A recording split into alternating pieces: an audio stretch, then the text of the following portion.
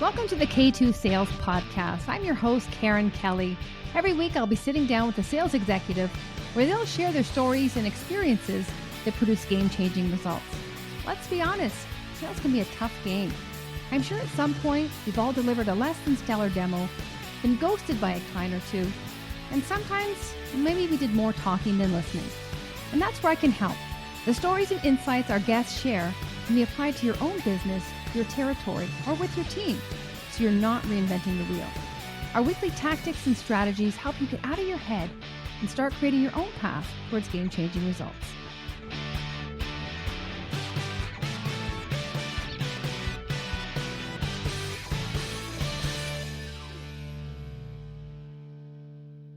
I want to welcome Mark Raffan to the podcast. Mark, welcome. Thank you so much for having me. I really appreciate it. Delighted. Also, nice to have a Canadian as well. Not to have any bias, but it's always nice to have a Canadian on the podcast. Solid Canuck representation. Good. Listen, Mark, I know you have a solid background in procurement and B2B sales. Why don't you just, for some context, let us know a little bit about your background and really what was it that led you to, launching Negotiations Ninjas? Was it just you got fed up of seeing poor negotiations or, salespeople botching jobs, or kind of what was that tipping point for you? That was exactly what it was. About 6 years ago, I was in a bar with a few friends, having a few drinks, complaining that there was no great negotiation content out there. And how could people expect people to be good at negotiations if there was no great content out there? And my friends, like all good friends should, said, don't moan about it. Do something about it. So I had a few more drinks. I decided that was a great idea. I went home, got onto Amazon, bought all of the wrong gear for podcasting, started the Negotiations Ninja podcast, which turned into the Negotiations Ninja training company. And that's where we are today. And now we deliver negotiation training to some of the largest companies in the world, both on the sales and the procurement side, teaching people how to get better value and reduce risk. Oh, amazing. And you just you hit a buzzword there, value. But before we jump into that, it's funny how some of the best decisions start from a bar. All good stories start in a bar. Well, your Amazon purchase may not agree because you probably had to return that and get more solid equipment. Yeah, exactly. Just curious, before you launched your podcast, were you a podcast listener, or kind of why did you choose that channel to start with? Yeah, very much so. Very much a podcast listener. Still am. Listen to a bunch of podcasts. Really, really enjoy it.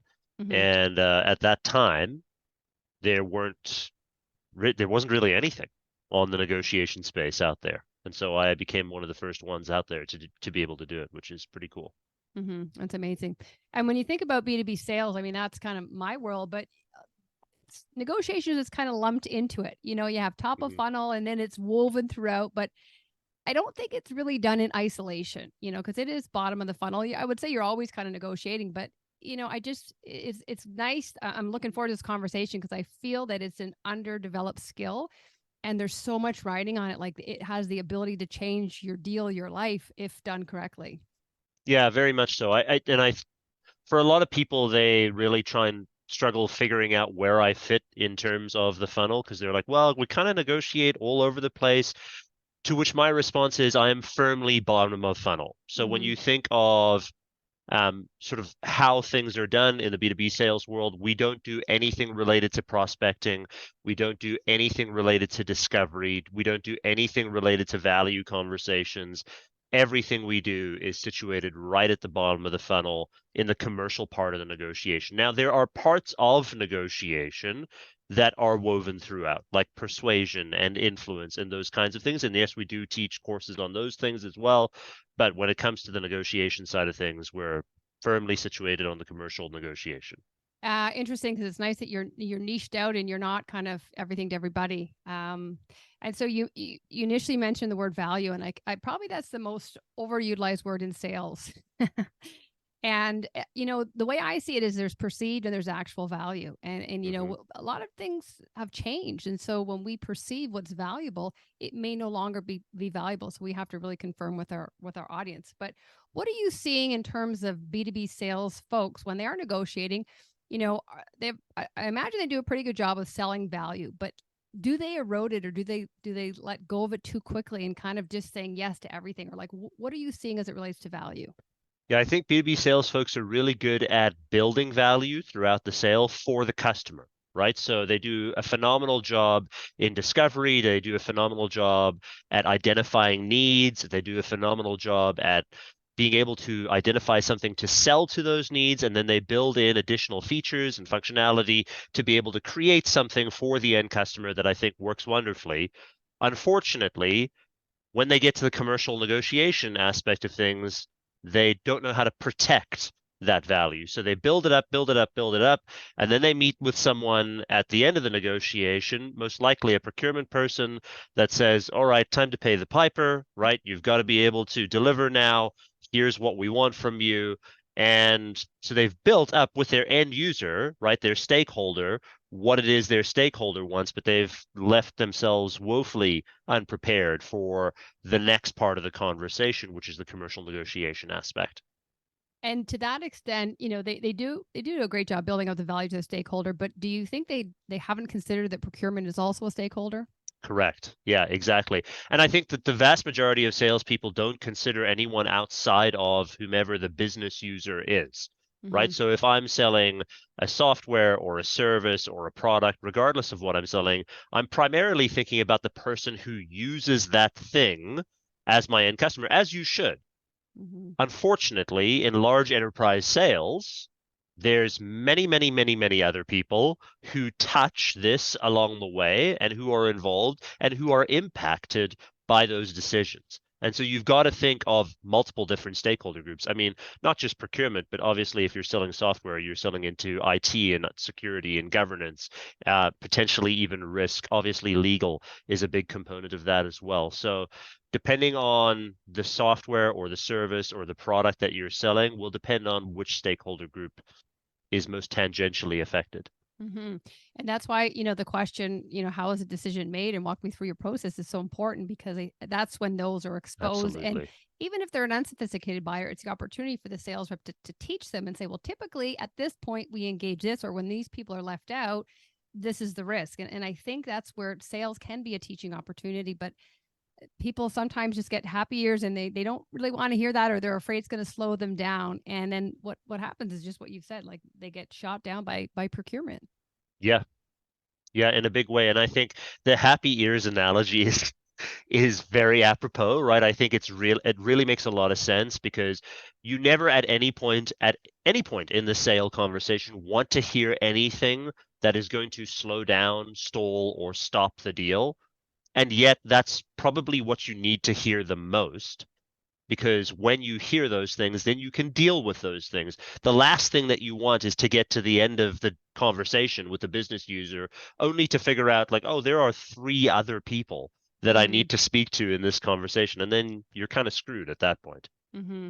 And velocity does play a big role, and that's why for me I say you make it or break it at discovery, because the Hmm. more you know, the more you understand. And you can get in front of these and really understand when it's they wanted to go in another well, who's they, who's the Right. typical, because yeah, oh, I didn't realize risk had to be involved, or legal, or now, and again, this is where there's a lot of extra red tape to make a decision now, might have to go to the CFO where it didn't before. Right. And so I think, leading with your curiosity and really coming at it from the standpoint is like, help me understand like how you do this internally. And we have to help them navigate internally, because sometimes they have no clue themselves.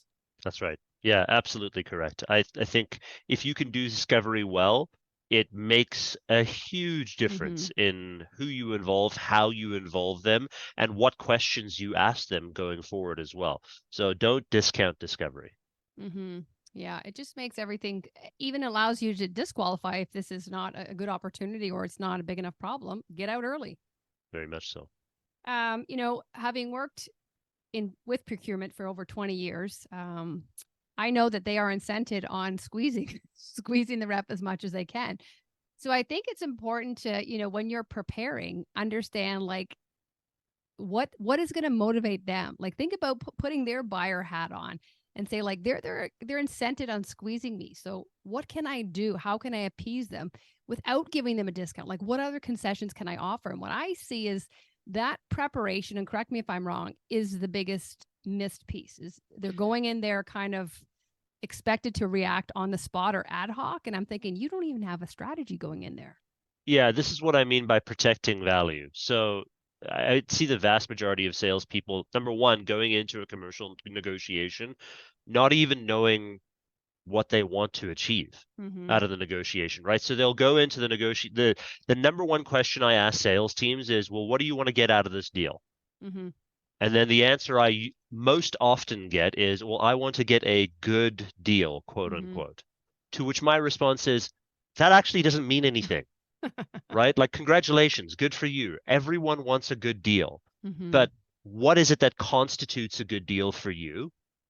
And then how are you going to make sure that you actually negotiate things into the contract, into the commercial part of this discussion to be able to achieve those things? So if you say to me, well, Mark, I want to make more money, or I want to improve a relationship, or I want to improve communication, or I want to reduce risk, I would say, great, those are good aspirational goals, but they still don't mean anything, right? So what are we going to break those down? Look, we're going into a season at the beginning of the new year where everyone's number one aspirational goal is to lose weight, for example, right? So everyone's going to say, yay, yay, yay, I want to lose weight, to which my response is going to be, cool story. How are you going to do it? Are you going to exercise more? Are you going to eat less? Are you going to track your calories? Are you going to get outside? Are you going to pick up a hobby that's more active? Those kinds of things. And so when we say to people in a commercial negotiation, if your primary goal is to improve the relationship, for example, then what are you going to do to improve the relationship in the contract? Are you going to take your client out more often? Are you going to have more meetings? Are you going to have quarterly business reviews? Are you going to have reporting frequency between each other that illustrates what to cover? Are you going to have specific agendas to follow? There could be a number of different things that you actually negotiate into the deal to improve that relationship. And the same thing is true for making more money. The same thing is true for reducing risk. You could be trying to achieve a number of aspirational goals, but unless you actually put functional things into the deal that helps you to achieve those things, then it becomes almost impossible to achieve, which leads you to think, well, how do I then protect those things? And that's what I mean. Like, once we've developed that, then we can determine, how do I protect those things? How do I protect value? So what I'm hearing is lack of clarity. And I think when Huge you lack of say, clarity. and when you say good, it's subjective, because what, someone Right. might say, 30% discount's good and other people think 5% is good. So it's like, what define good and really make it measurable so that we understand and we can Exactly. target What is the something. range of acceptable outcomes Yeah. to you? Even that, like, just on that, I think, when I'm preparing, it's like, what are the acceptable range, but what's your walk away point as well? But for you, but what I don't see happening is the other person's perspective, and have they stopped to consider, like, what do they want? What are their Yes. motivations? What are their walkaway Yes. points? What would we be? And I do this just before I get on any call to just really anticipate the questions, the hopes, the fears, so that you're allowing them to feel heard, Yes. and they start letting go because you've made it about them. But what I see is it's such a zero-sum rule. It's like, well, for me to win, you have to lose. Yeah. And I think that's the wrong attitude. I think there's a lot to be said for, I'm going to say something fairly controversial on your show, and I hope your listeners keep listening to me. Win-win is the biggest lie that's ever been told in the negotiation world. Let's be clear about that right now. But so is win-lose, because it's built on the same premise, right? And so the idea behind win-win doesn't make sense, because it's, in order for both of us to be able to win, we have to be completely transparent with each other during the course of the negotiation. That's never going to happen. Anyone who says you can be completely transparent with each other during a negotiation has never been involved in commercial negotiations, or has been woefully unprepared, because you're going to come across someone who's going to use that transparency against you, who may not be looking out for your best interest. Now, what I am not saying, let me be very clear, what I am not saying is zero sum is a good idea, like win-lose, for example, because that's built on the same sort of idea.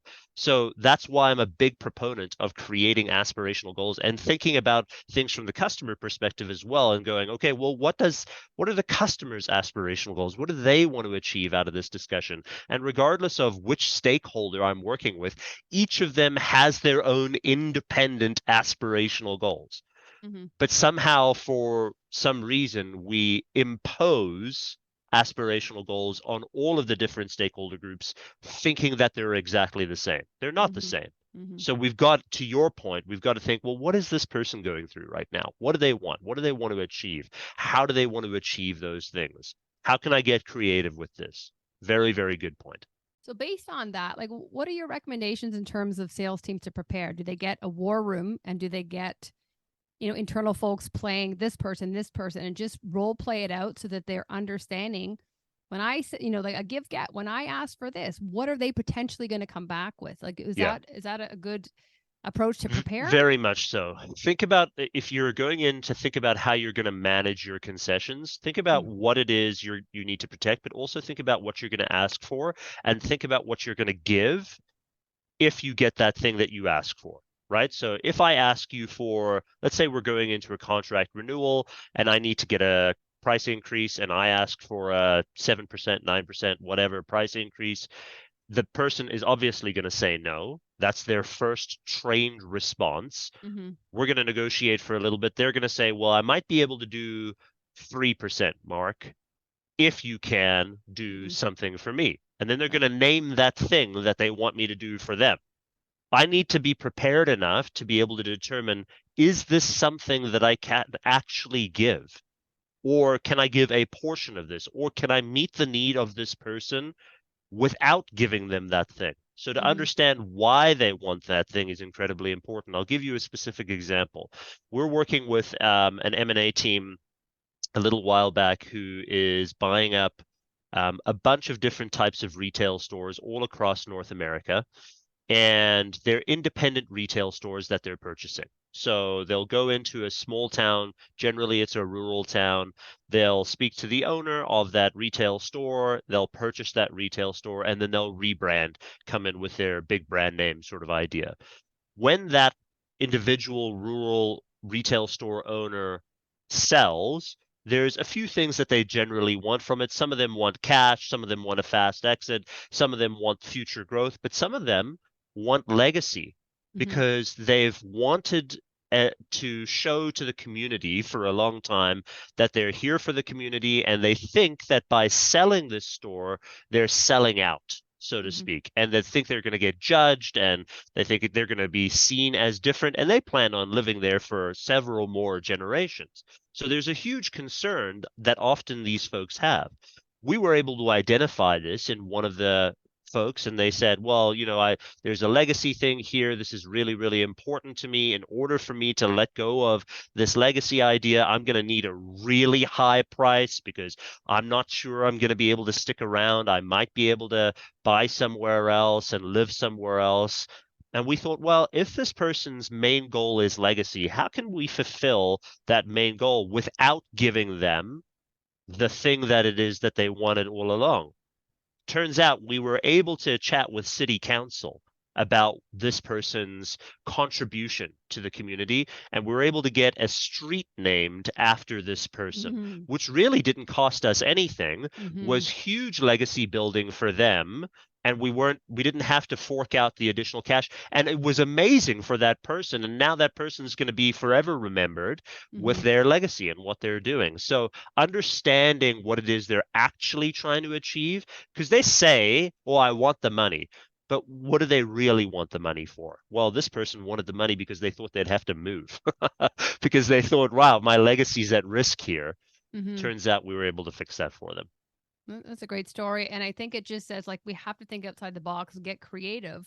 Yeah. But we have to be mindful not to paint everyone with the same brush, because you could segment all small business owners want this.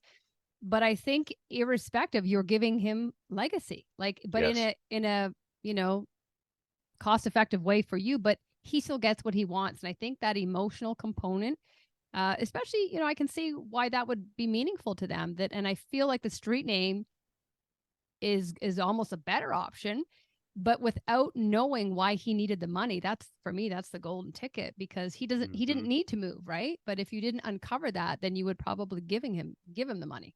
That's right. Quick story. When I was in sales in my early 20s, and we were preparing for this massive provincial negotiation. And I remember I was with a group of seasoned folks, And they were kind of painting me as like the young kid who might be the whistleblower. I knew they didn't trust me, and it was my first negotiation. So we had, at the end, we had built in, okay, if they totally, screw us, we have this card to play. Like our very end, we'll give them this. And it was definitely, eroded our profit. So I walk in with all these seasoned VPs, and the minute negotiation opens, they threw that card. And I'm like, what did you guys just do? Like, here I am, the kid going, I knew to play that at the very end. So talk to us about, like, why do people concede so quickly, fill the silence? Like, if there's any awkward or stressful moment, they just jump. And I thought that killed all the profit of the deal. So why, in your experience, do you think people do things like that? Yeah, I think it fundamentally comes down to fear, right? Fear of losing the deal, fear of offending someone, fear of being seen as too greedy. Could be a number of different things that you're afraid of. Most of the time, it comes down to fear of rejection, right? I mean, when we boil it all down to the most basic level, all of us are afraid of rejection. And that's, by the way, that's a legitimate feeling. That's a legitimate feeling, that fear of rejection. It sucks. It's the worst feeling in the world. And I'm sure if your listeners have been through enough therapy as I have, you could probably remember the first time that you truly felt rejected, right? Like maybe it was when you did a crayon drawing as a 5 or a 6-year-old and you brought it to a loved one and said, "Hey, can we put this on the fridge?" And they said no. Or maybe it was the first time you asked someone to dance at a school dance and they said no. Or maybe it was the first time you asked for a raise or a promotion and they said no. Whatever it is for the person listening, we've all had that first feeling. Now, some of us feel it in different areas, right? And some of us feel it at different points along the spectrum. Some of us feel it a lot less, some of us feel it a lot more. But the reality is we all feel it. And unless we learn how to deal with that fear through practicing our way through it, and that's the shitty news. The shitty news is there's no way to get better at this unless you actually put yourself into uncomfortable situations where you have to learn how to deal with it. Then you're never going to get better at it. So you've got to consciously force yourself into situations that are super uncomfortable, where you know you should stay strong with silence and ask for more in certain situations, and just wait and be silent and not speak. And that is the most uncomfortable thing, because in the Western world, the void that silence creates is sometimes, for many of us, very, very untenable. Right? For many of us, when we get into those situations, when we hear nothing on the other side, immediately we start thinking, well, what is this person thinking? I wonder if I'm going to lose this deal. Oh no, this is going south. Oh, I better say something. And then we blurt something out, and it's always the wrong thing. And then now all of that hard work that we've done to build value, to which the point we spoke about earlier, it's over, right? We've immediately lost ground. I couldn't agree with practice more, because I think you realize the role human behavior plays in this.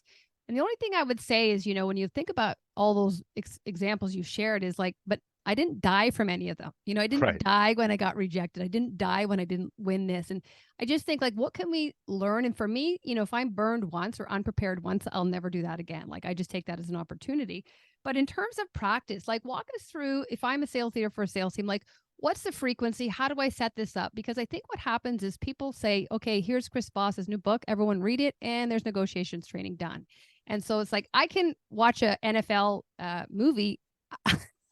I can't, get a touchdown in the NFL. So reading is not enough. So can you walk us through some tactical approaches that, like, a sales team can do so that they are prepared and they can embrace the silence, so that when they're in the moment, it's not that first time they've done it?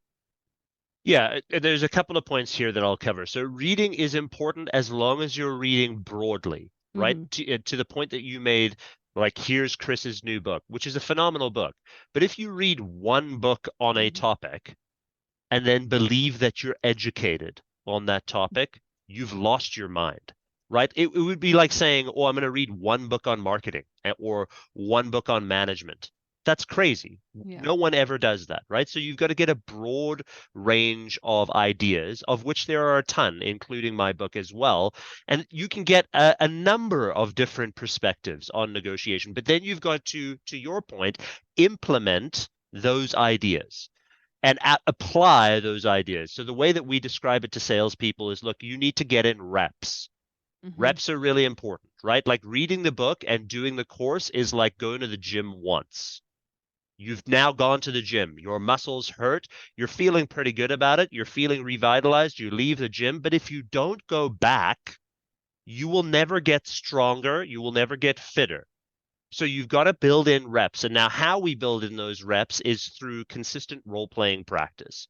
And consistent role-playing practice means that you actually have to build role plays or just search the internet because there are role plays everywhere. Find role plays that your team can play out.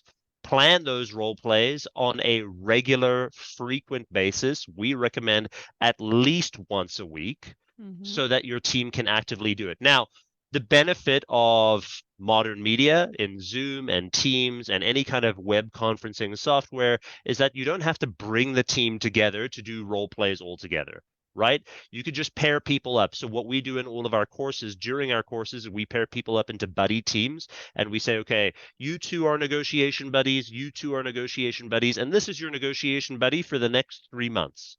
For the next 3 months, every single week, you will be practicing with this person for the next negotiation that you go into, which means that in order to be ready for that next negotiation, that practice has to take place, and you have to come to each of those sessions prepared with understanding what it is you're trying to achieve, understanding what the counterparty is trying to achieve, understanding what concessions you're going to make and how much you're going to make of them, et cetera, et cetera.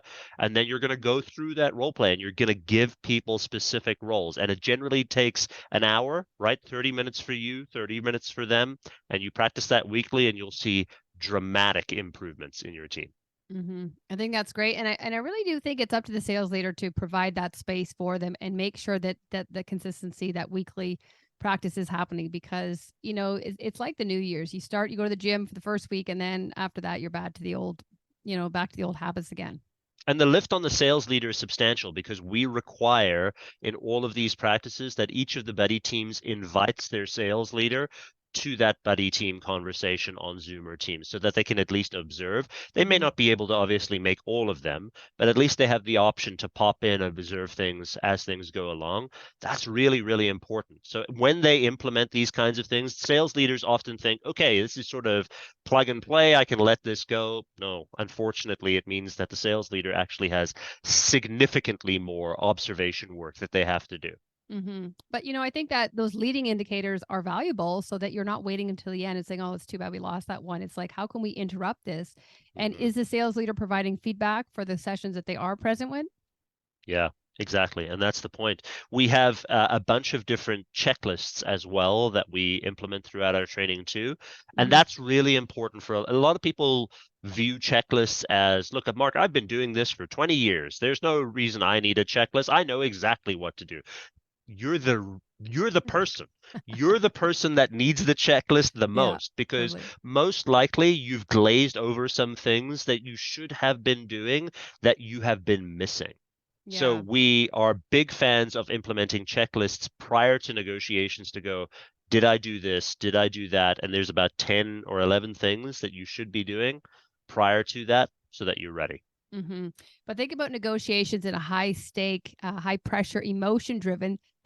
I just think of a pilot right away and just being like, in those situations, you get back to that grounded state and say, like, I didn't do that, because you're gonna get taken in fight or flight. Yeah, very much so. I mean, we can see this in all high risk professions. We see it in doctors, we see it in pilots, we see it in anyone who jumps out of planes, anyone who's in the military.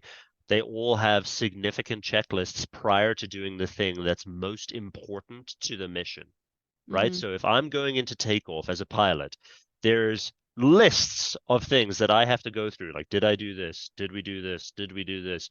That's really important. The military, before they launch into an operation, there are checklists that they have to go through.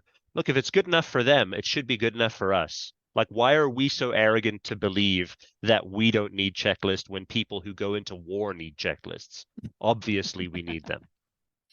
And so what would you say, Mark, about the mindset? Like when you're going into a negotiation, you have your checklist, you have your preparation for yourself and your partners, but like what can we do to make sure that we're in the right space, that we don't have, we're not leading with scarcity, with imposter Mm. syndrome, and that we really are showing up just for this? Like anything that's not serving us, we can leave behind. Do you have any practice or anything that can really allow us to show up present, focused, Yeah, we're and big ready to fans of go? priming exercises. Okay. Priming exercises are if you and we took this from an amazing woman named Amy Cuddy, Oh, I know Amy Cuddy. Cuddy. If your listeners want to pick up her book is called Presence, as in your physical presence. Mm-hmm.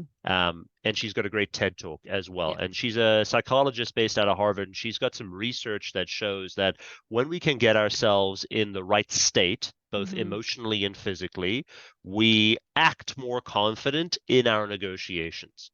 And for a lot of people, they struggle with that because they believe that confident is just a feeling inside. It's not just a feeling inside, it's also how you act when you do the thing that is most important to you. For example, she does a lot of public speaking, a lot of public addresses, defends a lot of her work publicly. And so she goes through a priming exercise. She calls it her superwoman pose, legs shoulder width apart, standing hands on the hips, looking out into the distance, smiling alone, just to get her body into the right state. Now, it doesn't have to be that for you. It could be something completely different. Think of it as a think of it as a pregame ritual, right? Mm-hmm. Good athletes all have pregame rituals. LeBron James has a pregame ritual. Tiger Woods has a pregame ritual. They approach things the same way every single time to ensure that they're in the right state. And the reality of B2B sales is, look, we're having several difficult conversations, 10 or more, every single day. So that means that if we're not performing priming exercises prior to those difficult conversations, we're dragging all of that negative energy Mm-hmm. from conversation number 1 to conversation number 10 throughout the day. So that by the time you get to like conversation 8 or 9, the likelihood of that going great for you is actually pretty low. Even if it was going to go great, it's Mm-hmm. probably pretty low now because you're already beaten down Yeah. from all of the previous conversations that you've had. So being able to implement that priming exercise is good. Now, that's if you're not feeling good about yourself and you need to build up confidence. But some of us go into negotiations or sales conversations with too much overconfidence. There's the other side of the spectrum.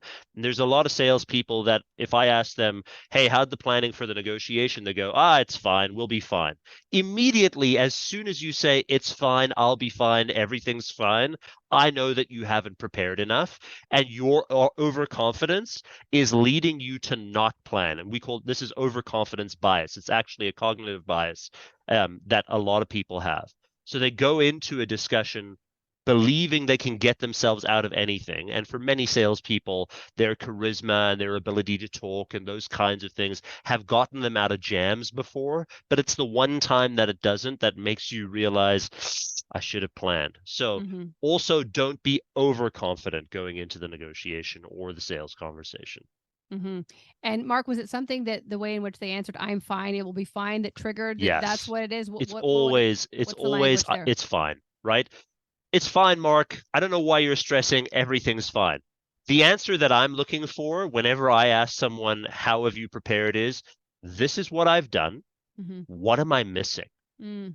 If you can answer the question with, this is what I've done, what am I missing? You're probably 99% of the way there because you're already starting to look for holes Yeah. in what you're doing. If you're saying, what am I missing? That means I know that you are being reflective enough to look at your own plan going, what am I missing? What's Yeah. going on? I'm not sure I have everything. Do I have everything? And you start going through your checklist. Mm-hmm. That's a really good sign for me. That means that you're most likely ready.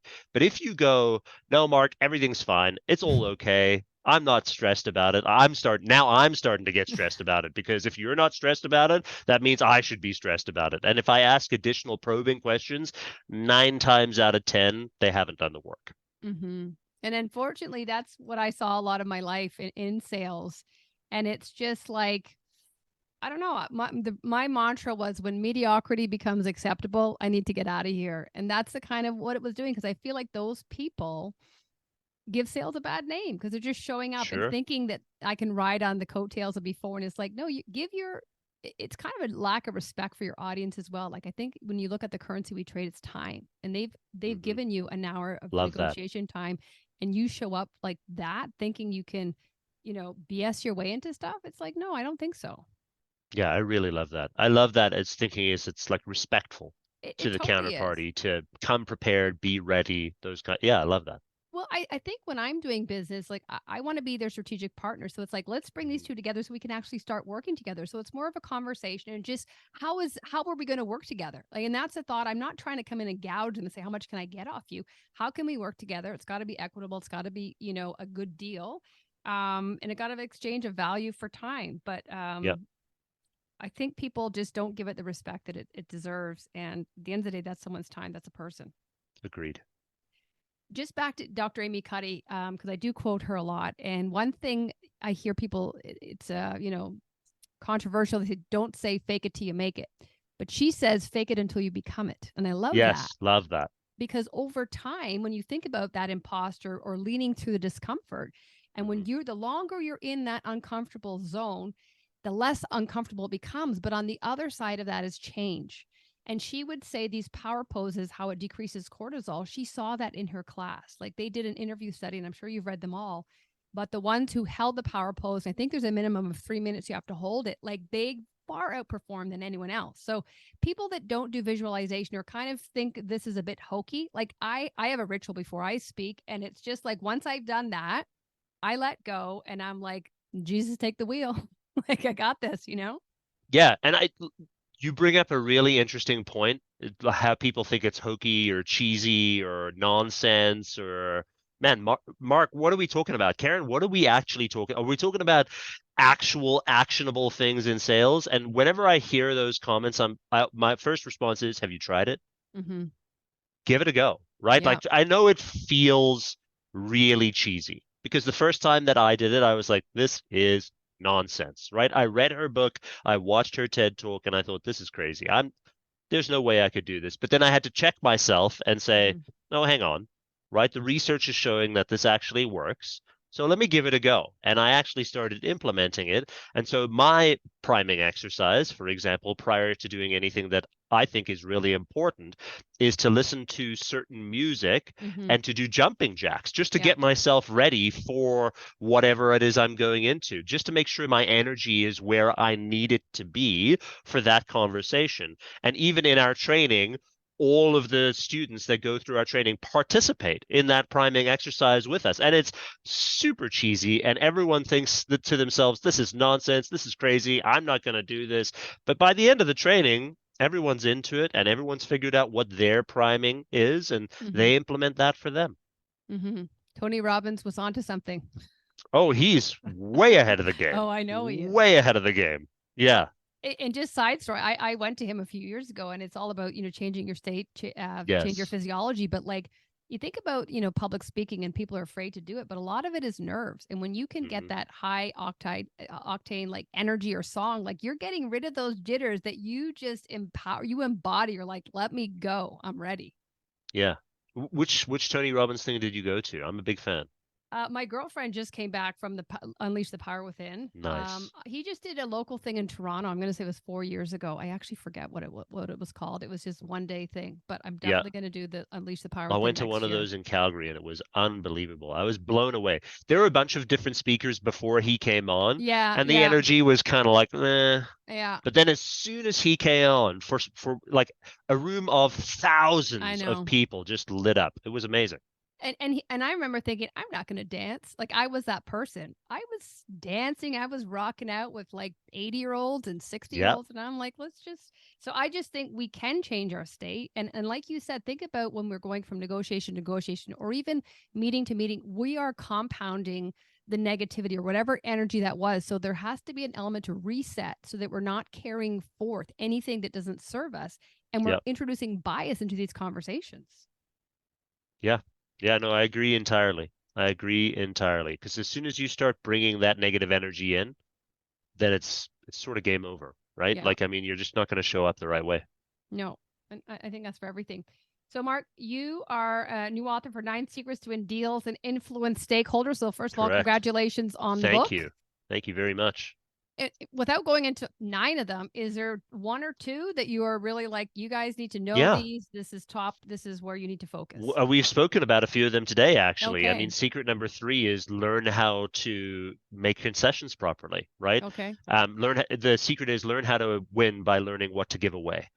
Mm-hmm. And there's a lot of power in that. So that's secret number 3. Secret number 1, which we spoke about at the beginning, was just understand what it is you're trying to achieve in the first place. And we Mm-hmm. go through these 9 secrets to ensure that people are ready. So we're taking people through from not having any idea how to prepare and plan for a negotiation to being ready for that first conversation. And that's the purpose of the book. It's about taking the theoretical and the academic out of the negotiation planning process, because you may have heard terms from negotiation folks before that seem really esoteric or ethereal or really high level, and you may be thinking, I don't actually know what that means. Mm-hmm. Like, what does it mean to do that thing? And when we got this feedback, we're like, there's got to be an easier, more applicable way to do this. And that was the whole purpose behind it, to be able to show, here are the things that you need to do to get ready for your next negotiation to assure that you're making money. Mm-hmm.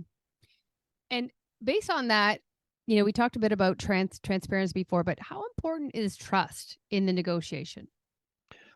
Ooh, trust is a big subject. Trust is, because there's 2 parts to trust. There is the trust that we actually have with each other, Mm-hmm. and there's the perception of the trust that we have with each other.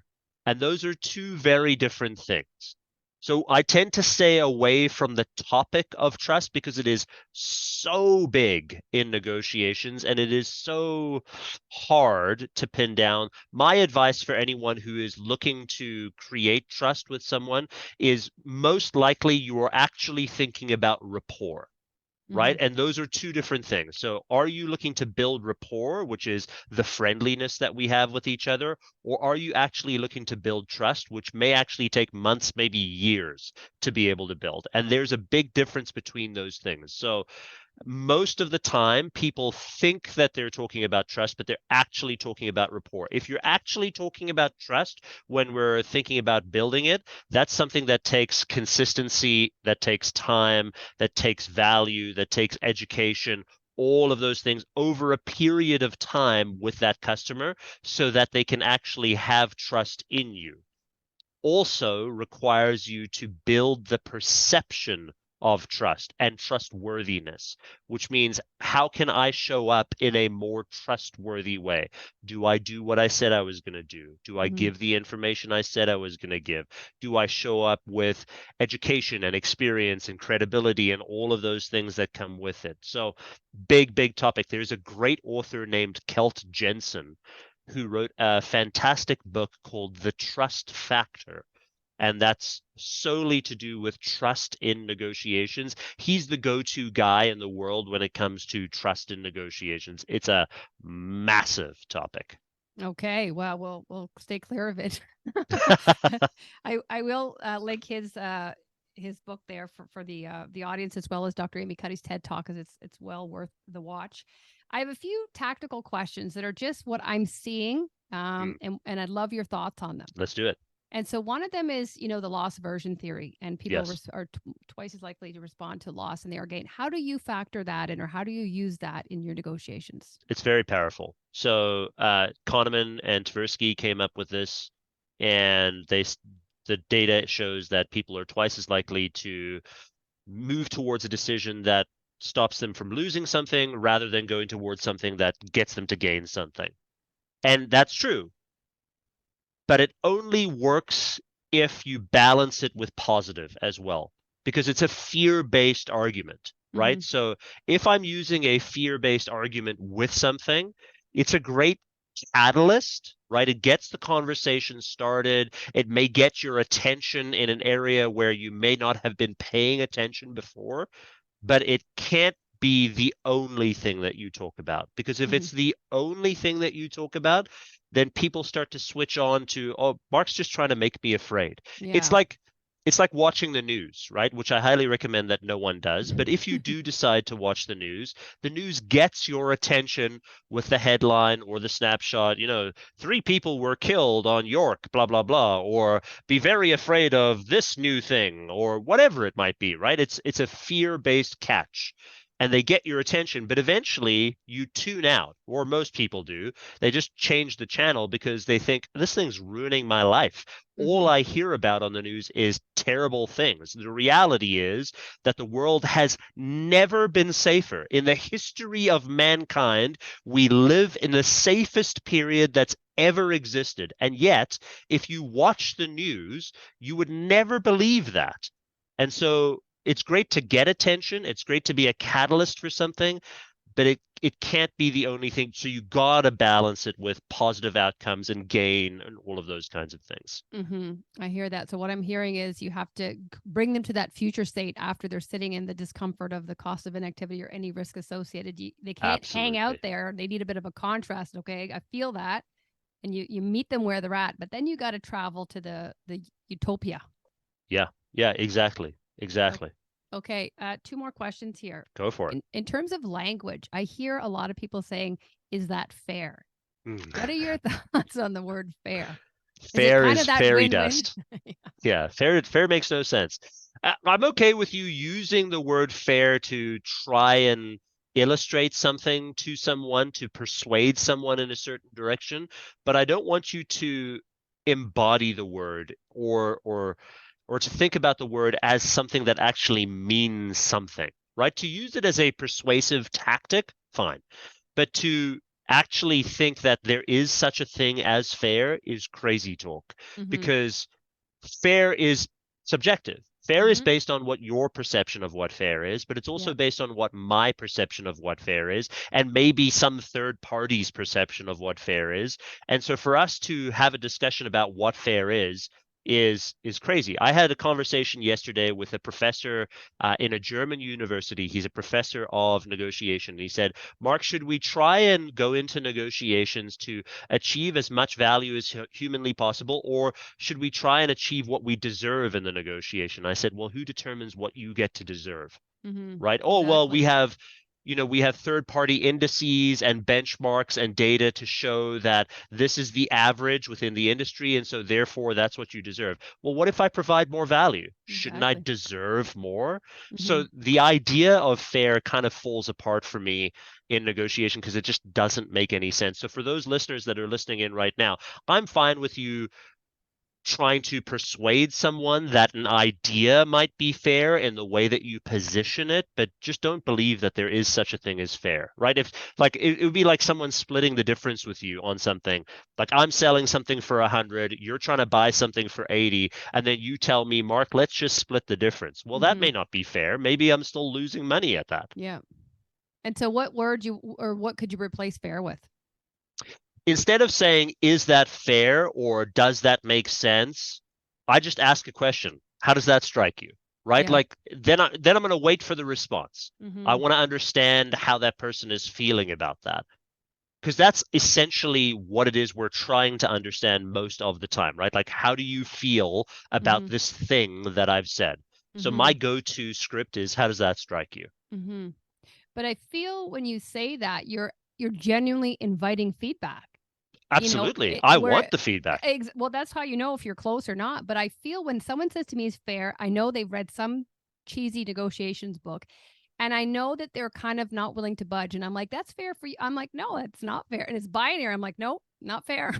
Right. Or they'll impose the fair. They won't even ask you if it's fair. Yeah. They'll say, that's fair, right? And like, no, it's not fair. I don't think it's fair at all, actually. Yeah. Well, I just think that's a way to get your back up and your start headbutting, because it's kind of like I love that word. I'm imposing it on you, and it's like negotiations is let's come freely to the table and have open dialogue. Right. And the last one is, what are your thoughts on presenting or holding the best for last? Just lead with it, bury it in the middle. What is the best tactic for negotiations?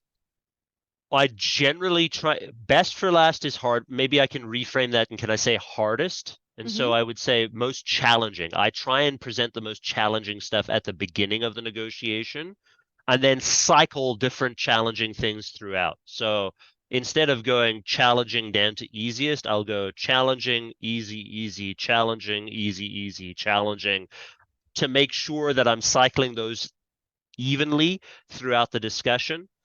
When it's save the best for last, it really depends on how I view the deal. If it means like holding on to a concession that I think the counterparty is going to see more valuable, then I can see a lot of value in holding on to that as something that you may not be willing to give away. But it really depends within the context of the situation. There are some industries, for example, where maybe holding on to the best for last may not necessarily be the best thing because it's super competitive. There's a bunch of people competing for this work with you, and you're holding on to something, and they're going to say, you know what, dealing with Mark is too hard. I'm just going to move on to the next person. So it's a shitty consultant answer, but it depends. No, and I hear that. And the Gong does research. They're an AI company, but theirs was lead with it for a few reasons, because like you said, they know you're hanging on. You might lose people in the room depending on the decision makers, but also it's like, I know you got, like, don't bury it because the other guy just led with it. So that, you know, that everything you're sharing up until then, they're not listening to, they're waiting for that last nugget. So it's almost like just give them what they want. Right. So listen, you've provided some great value, some great preparation strategies and tactics and priming, and we will include the link for your new book, 9 Secrets to Win Deals and Influence Stakeholders. If people are interested in following you, learning more, Mark, where's the best way for them to get in touch with you? Best way to do it is on LinkedIn. Just search my name, Mark Raffan, or you can go to our website at www.negotiations.ninja. Okay. Well, listen, thank you so much for your insights, your wisdom, and thanks for tuning in, everyone. We'll see you next time.